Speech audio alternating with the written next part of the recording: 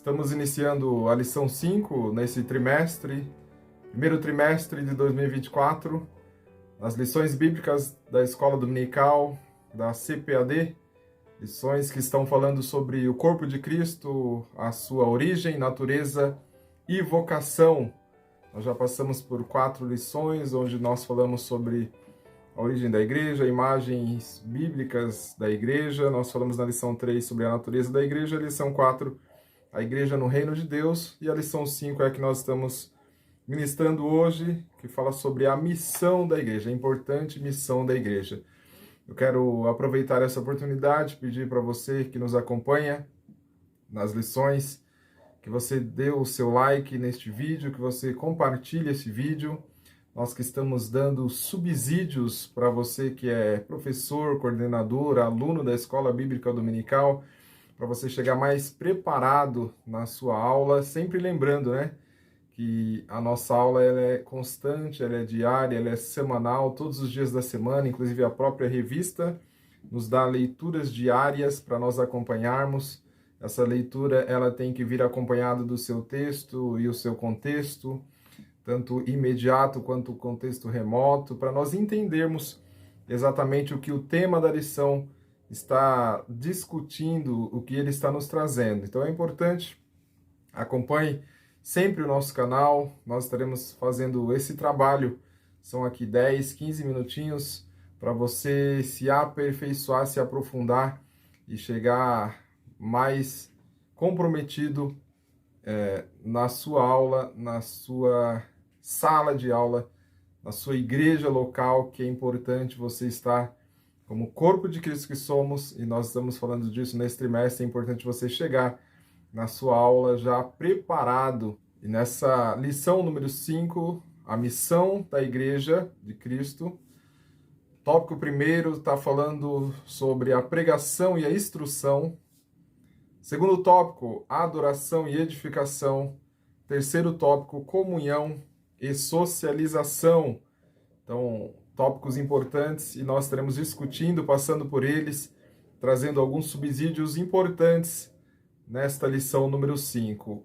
O texto áureo, ele está dizendo assim: e perseveravam na doutrina dos apóstolos e na comunhão, e no partir do pão, e nas orações. Atos capítulo 2, versículo 42. A verdade prática, como sal fora do saleiro, cumpre a sua função de salgar. Assim, a igreja, quando adora e discipula, testemunha das insondáveis riquezas de Cristo. Então, tanto o texto áureo que está em Atos dos Apóstolos, capítulo 2, versículo 42, tanto a verdade prática, elas vão trazer em si a missão da igreja, que é pregar o evangelho, mas não só pregar o evangelho, né? Pregar o evangelho e discipular aqueles que vêm para Cristo, discipular o corpo de Cristo, né? Trazer um sal da terra, ser a luz do mundo, como a palavra do Senhor vai dizer, o próprio Senhor Jesus Cristo ensinando no Sermão do Monte. Nós somos o sal e a luz deste mundo, então nós devemos fazer a diferença, discipular aqueles novos convertidos, os crentes, diariamente, e esta é uma ferramenta de discipulado. A escola dominical é uma ferramenta de discipulado que nós estamos a cada dia nos aperfeiçoando, nos aprofundando e conhecendo mais a Cristo. O profeta Oséias vai dizer: conheçamos e prossigamos em conhecer ao Senhor. É importante conhecer o nosso Deus, e a teologia, o estudo de Deus, ela nos traz essa direção. Então é importante, a igreja talvez vilipendiou em alguma instância o estudo da palavra do Senhor, mas é importante que tenha despertado, muita gente despertado para o conhecimento e o aprofundamento da palavra do Senhor. É necessário. O próprio profeta Oséias também vai dizer, né? O meu povo errou porque lhe faltou conhecimento. Então, é importante conhecermos o nosso Deus. A leitura bíblica em classe está em Marcos capítulo 16, versículo 14 ao 20, e Atos dos Apóstolos capítulo 2, versículo 42 ao 47. Essas são as duas epígrafes da lição de hoje, leituras importantes que vão dizer exatamente assim. Marcos capítulo 16, versículo 14. Finalmente apareceu aos 11, estando eles assentados juntamente, e lançou-lhes em rosto a sua incredulidade e dureza de coração, por não haverem crido nos que tinham visto já ressuscitado. E disse-lhes: Ide por todo o mundo, pregai o evangelho a toda criatura. Quem crer e for batizado será salvo. Quem não crer será condenado. E estes sinais seguirão aos que creem. Em meu nome expulsarão demônios, falarão novas línguas, pegarão nas serpentes, e se beber alguma coisa frutífera não lhes fará dano algum, e imporão as mãos sobre os enfermos e os curarão. Ora, o Senhor, depois de lhes ter falado, foi recebido no céu e assentou-se à direita de Deus. E eles, tendo partido, pregaram por todas as partes, cooperando com eles o Senhor, e confirmando a palavra com sinais que se seguiam. Amém. Continua a leitura bíblica em classe, em Atos dos Apóstolos, capítulo 2, versículo 42 ao 47. E perseveraram na doutrina dos apóstolos, e na comunhão, e no partir do pão, e nas orações. E cada alma havia temor, e muitas maravilhas e sinais se faziam pelos apóstolos. Todos os que criam estavam juntos e tinham tudo em comum. Vendiam as suas propriedades e fazendas e repartiram com todos, segundo cada um tinha necessidade. E perseverando unânimes todos os dias no templo e partindo o pão em casa, comiam juntos com alegria e singeleza de coração, louvando a Deus e caindo na graça de todo o povo. E todos os dias acrescentava o Senhor à igreja aqueles que se haviam de salvar. Então, esta é a leitura bíblica em classe, leituras importantes. Primeiro, a grande comissão. Nós estaremos falando nesta lição sobre a missão da Igreja de Cristo, e a grande comissão é exatamente esta que está em Marcos 16, principalmente a partir do versículo 15, que Jesus disse: Ide por todo o mundo, pregai o evangelho a toda criatura. Importante nós entendermos que esta é a grande comissão. Quem é o comissionado? É o pastor, é o dirigente local da sua igreja, é o obreiro, o ministro, presbítero, evangelista, é a missionária, é o missionário? Não. A grande comissão é para a igreja, é para o corpo de Cristo. Todos os membros são vocacionados a esta missão. Nós daqui a pouco estaremos falando um pouco mais sobre isso.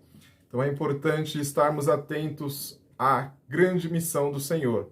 Mas essa missão não se restringe ao ide por todo mundo. Atos dos Apóstolos, a igreja primitiva, que é o exemplo de igreja para nós, está dizendo a partir do versículo 42 do capítulo 2, né, e perseveraram na doutrina dos apóstolos e na comunhão e no partir do pão, nas orações. A comunhão é importante dentro do corpo de Cristo. Sem comunhão, a igreja ela não continua, ela não fica de pé.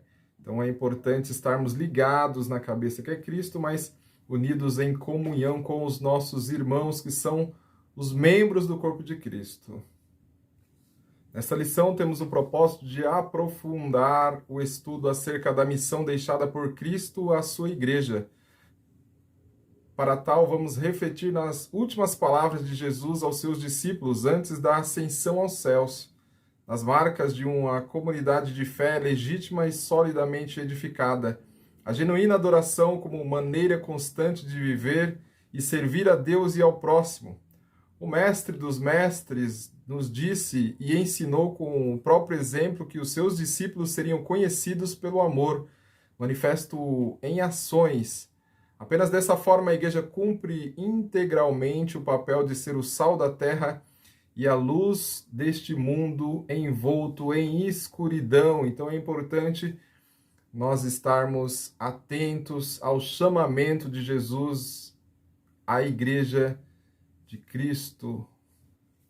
A missão da igreja de Cristo, tópico 1, pregação e instrução. A igreja foi fundada para abençoar o mundo e abençoar. Felizmente, hoje nós vemos muito esta palavra sendo usada pejorativamente, no sentido de abençoar no seu fim, como por exemplo, a prosperidade material e humana, mas o grande fim do Evangelho é pregar que Jesus Cristo morreu na cruz do Calvário para nos trazer salvação. O que significa Evangelho? Evangelho, que vem do grego evangelion, que significa boas novas ou boas notícias. Evangelho é o poder de Deus para a salvação da humanidade, para a salvação do mundo. O Evangelho é o próprio evento de Cristo.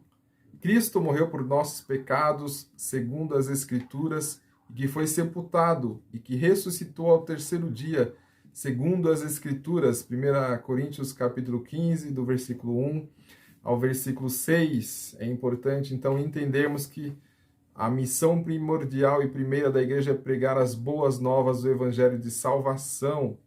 O item 2 vai dizer o objetivo da pregação.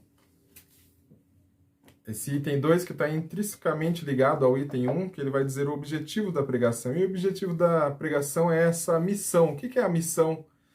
Missão é um encargo, uma incumbência, um propósito. É uma função específica que se confere a alguém para fazer algo.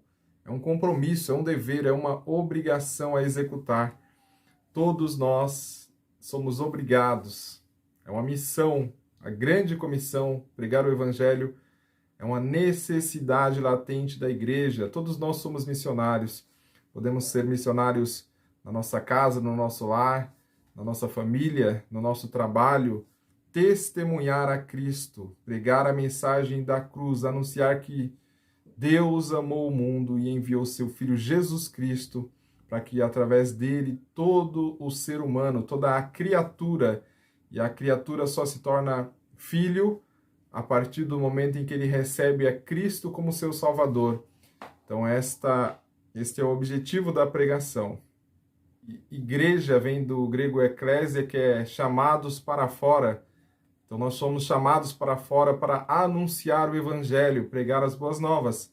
Mas é importante que quando nós pregamos as boas novas e temos a conversão, os convertidos e os novos convertidos, eles precisam de discipulado, precisam de aprofundamento no entendimento de quem é Deus, de quem é Cristo e o que é a igreja. A pregação para o lado de fora traz o novo convertido, ele é instruído a também se tornar um pregador do Evangelho. O tópico 2, adoração e edificação. E o item 1 vai falar sobre a comunidade de adoração. E a adoração significa, até a segunda lição, dar glória somente a Deus. Adoração não é nós estarmos na igreja no momento de louvor, nós levantarmos as nossas mãos, e isso é importante. Eu sempre digo que o culto é o fim de um dia de adoração. Então, muitas vezes chegamos na igreja ou terminamos o culto, vamos para nossas casas e nos questionamos, mas o culto hoje não foi muito bom. Não é o culto que não foi muito bom. Somos nós que não entregamos um dia de adoração a Deus em excelência. Então, a adoração a Deus é um estilo de vida.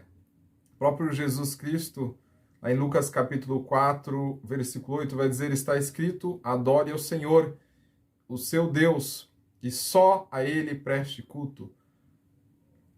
O reflexo da nossa adoração, ela aparece na nossa vida. Ou seja, o que nós adoramos reflete em nós. Tem muita gente que adora o dinheiro, os bens materiais, e isso é o reflexo da vida dela.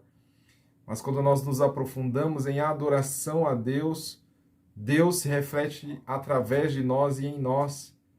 Nós fazemos com excelência, inclusive, o chamamento à grande comissão que nós falamos no tópico 1, que é o ide por todo mundo, pregar o Evangelho, e o discipulado daqueles que vêm para o Evangelho. Porque quando nós adoramos a Deus, nós temos a presença de Deus em nós. Adorar é viver a vida para Deus. Esse é o sentido do termo grego latreia, traduzido como adorar. Então, a própria lição, ela traz essa conotação. Romanos capítulo 12, versículo 1, Rogo-vos, pois, irmãos, que apresentais os vossos corpos em sacrifício santo, vivo e agradável a Deus, que é o vosso culto racional. O item 2 vai falar uma comunidade edificadora.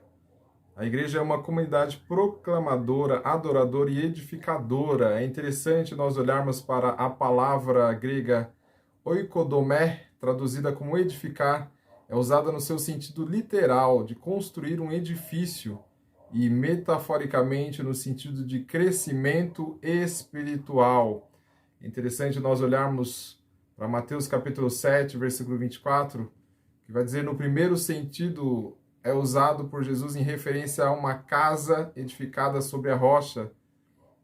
Jesus Cristo, lá no Sermão do Monte, ele termina dizendo que aqueles que ouvem aquele sermão, ouvem a palavra do Senhor e não pratica, é semelhante àquele que constrói a sua casa na areia. Mas aquele que ouve as palavras do Senhor e pratica, tem uma vida de adoração em prática ao Senhor, ele edificou a sua casa na rocha. Então esse é o sentido da palavra edificar, no seu primeiro sentido. Segundo sentido, sentido espiritual, onde, por exemplo, em Efésios capítulo 4, versículo 12, refere-se o apóstolo Paulo e diz que Deus pôs na igreja os apóstolos, os profetas, os evangelistas, os pastores e mestres para a edificação do corpo de Cristo. Tópico 3 vai falar sobre comunhão e socialização. É interessante que o item primeiro vai falar a fé na esfera fraternal. E uma das referências que nós tivemos na leitura bíblica em classe, Atos dos Apóstolos, capítulo 2, versículo 42, nós temos a palavra do Senhor nos dizendo que perseveraram na doutrina dos apóstolos e na comunhão e no partir do pão e nas orações. Um dos pilares da igreja primitiva estava na comunhão, e esse pilar ele não pode parar, ele tem que continuar. A palavra grega koinonia, traduzido como a comunhão, no sentido expresso da verdade. É interessante que a Escritura traz algumas ordenanças nesse sentido. Primeiro, que sejamos devotos uns aos outros, que honremos uns aos outros, que vivamos em harmonia uns com os outros, aceitamos uns aos outros, sirvamos uns aos outros em amor, sejamos gentis e compassivos uns com os outros, admoestamos uns aos outros, encorajemos uns aos outros, estimulemos uns aos outros para o amor e as boas obras, sejamos hospitaleiros e amemos uns aos outros. É assim que se deve ser a verdadeira koinonia bíblica. Este é o amor fraternal. Dentro do terceiro tópico, o item 2 vai falar sobre a unidade fraternal. E é interessante que um dos grandes males da igreja moderna está justamente na quebra da comunhão cristã, o que tem provocado grande fragmentação no corpo de Cristo. Nós vemos ultimamente que este pilar fundamental da igreja primitiva ele tem sido quebrado constantemente, diariamente.